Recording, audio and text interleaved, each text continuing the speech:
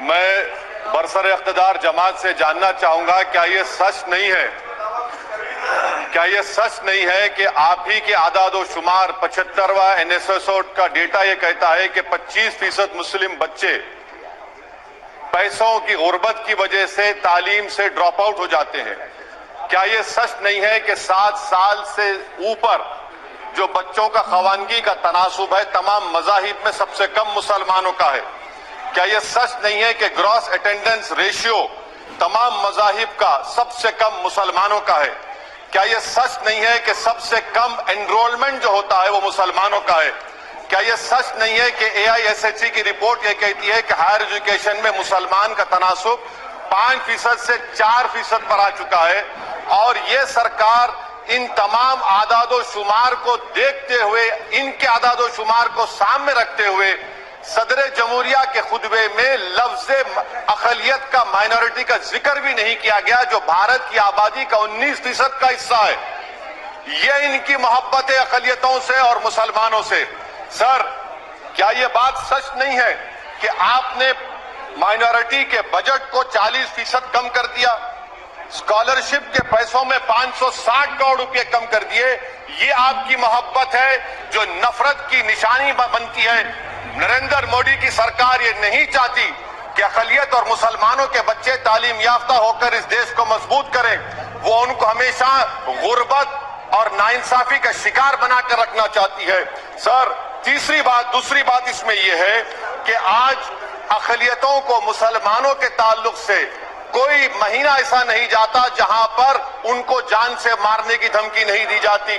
برسر اقتدار جماعت کے ایک MP صاحبہ نے کہا کہ چاقوؤں کو صرف ترکاری کے لیے استعمال مت کرو، گردنیں کاٹنے کے لیے استعمال کرو۔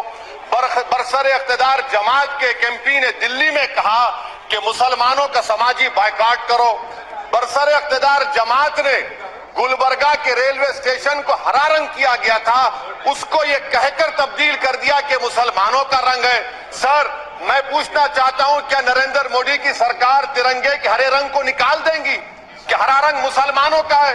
کیا نریندر مودی کی سرکار خربوزے پر پابندی عائد کر دے گی اور دیش کی جنتا سے کہے گی کہ ناگپور میں آپ کے ہیڈ آفس میں اگا ہوا صرف سنترا کھایا جائے گا؟ سر، ناری شکتی کی آپ بات کرتے ہیں تو بلقیس بانو اگر مسلمان نہیں ہوتی تو بلقیس بانو کو انصاف مل جاتا۔ 20 سال سے بلقیس بانو لڑ رہی ہے مگر اس کا نام بلقیس بانو ہے۔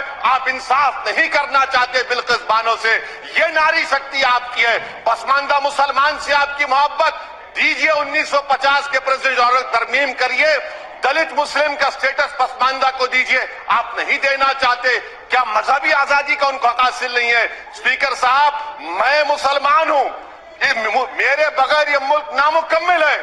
میں اس ملک کا یرغمال نہیں ہوں، میں اس ملک کا قیدی نہیں ہوں، میں پورے سٹیزنشپ کی رائٹ کو چاہتا ہوں اور ابھی چاہتا ہوں۔ کب آپ بہار کے سرجا پوری اور کلہیا برادری کو قومی OBC سٹیٹس دیں گے؟ اسپیکر صاحب، دوسری اہم بات میں کہنا چاہ رہا ہوں، چین کا ذکر آپ نے کیا، کیا پردھان منتری اپنی زبان کو جنبش دیں گے اور چین کا نام لیں گے؟ کیا آپ چین کو ڈیم چوک اور ڈیم سانگ سے اکھاڑ کر پھینکیں گے؟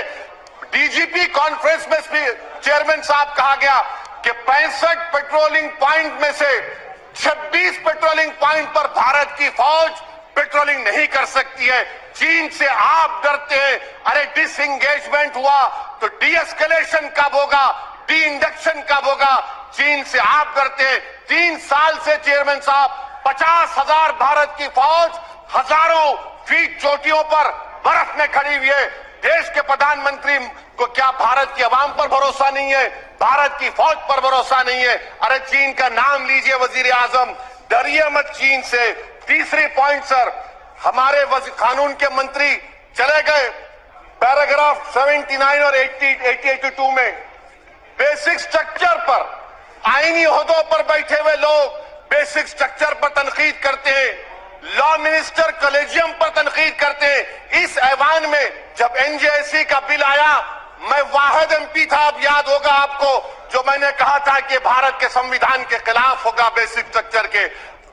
اندرا گاندھی سے سبق حاصل کرنا چاہیے۔ اندرا گاندھی کہتی تھی کہ جوڈیشری میری پابند ہونا، اب نریندر مودی کہتے ہیں کہ جوڈیشری میری وفادار ہونا۔ इंदिरा गांधी ने 42nd अमेंडमेंट किया, देश की जनता ने इंदिरा गांधी को इख्तिदार से बेदखल कर दिया। आप वही इंदिरा गांधी के इराक को ला रहे हैं। आप बताइए स्पीकर साहब, क्या ईसाई मानने वाले व्हाइट टेरर हैं?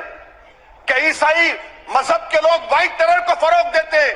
आप बताइए। मैं यहां पर जजेस को तहफ्फुज करने के लिए नहीं खड़ा हूं, मैं बेसिक स्ट्रक्चर की हिफाजत में बोल रहा हूं। मैं अदलिया की आजादी के लिए खड़ा हूं, मैं एग्जीक्यूटिव की आजादी के लिए खड़ा हूं, लेजिस्लेचर की आजादी के लिए खड़ा हूं। चेयरमैन साहब, कोर्ट का काम ये नहीं है, जजेस का काम ये नहीं है कि नरेंद्र मोदी सरकार की मदद करे। अदलिया का काम यह है कि इस देश की कमजोर और मजलूम आवाम से इंसाफ किया जाए। चौथा पॉइंट स्पीकर साहब, यहां पर एक बड़े सरमाएदार का जिक्र किया गया है। क्या यह बात सच नहीं कि कांग्रेस और बीजेपी ने ओलिगार्क्स को पैदा किया? आप दोनों ने मिलकर ओलिगार्क्स को पैदा किया। आज इसी वजह से 60% मुल्क की दौलत 1% जनता के पास है। आप दोनों ने बैठकर मलाई खाई और गरीब और नौजवान पिस रहा है। अरे बताओ, ये जो 28 लोगों की लिस्ट है जो देश का पैसा खाकर भाग चुके हैं या बैठे हुए, उसमें कोई मुगलों का नाम है क्या? कोई मुगलों का नाम नहीं है, मगर आप उस पर कुछ नहीं बोलेंगे। संडेस राज कंपनी 15,000 करोड़ नाइजीरिया और केनिया की कोर्ट में जाकर कहती है कि हम हिंदू हैं, भारत को आएंगे तो परसिक्यूशन होगा। आपने कोर्ट में कुछ नहीं कहा, वहां पर एसआईटी आपने बनाई।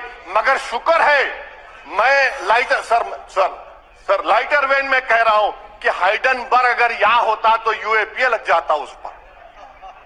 और सर, मैं नरेंद्र मोदी सरकार को मशवरा दे रहा हूं लाइटर वेन में कि ये अंग्रेजी का अल्फाबेट ए बड़ा अशुभ है आपके लिए। AA को आपने कहा कि बेटा फाइटर एयरक्राफ्ट बना, बैंकरप्ट हो गया। अब कैपिटल ए को आपने 17 इंडस्ट्री दे दिए, हम पूरे विश्व में मार्केट कैप हमारा 5वें नंबर पर आ गया। सर, देश के प्रधानमंत्री से बताना चाह रहा हूं कि वजीर दाखिला का नाम भी ए से शुरू होता है। मैं खत्म कर रहा हूं। मैं स्पीकर साहब, चेयरमैन साहब, मैं सरकार से पूछना चाह रहा हूं कि क्या जनवरी 2024 और फरवरी में क्या ये सरकार